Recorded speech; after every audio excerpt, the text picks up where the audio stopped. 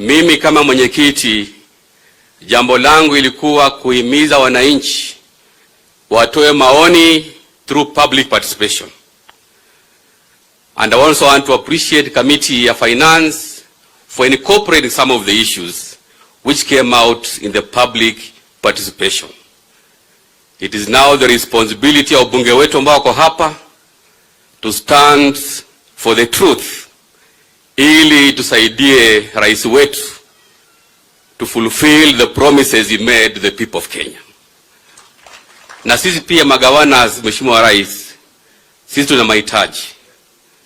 I want to appreciate you kwa sababu wiki iliyopita ulitoa pesa bilioni 33.3 ambayo ni mwezi wa Aprili, na kesho ama kesho kutwa we are also expectant to receive 31.45 billion.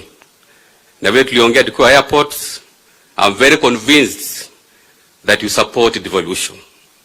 Kwa hivyo siwe na wasiwasi, mimi kama mwenyekiti wa fedha na mambo ya mipango, we support your initiative for the development of this nation.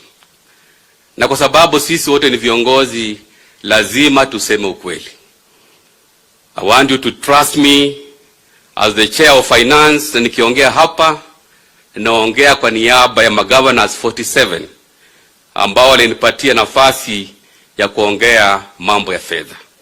So we support your initiative, Mr. President. You can count on our support.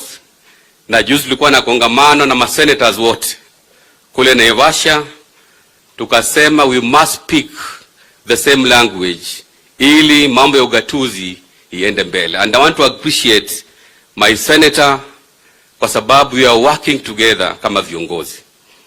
Mambo ya siasa iliisha mwaka uliopita, it is now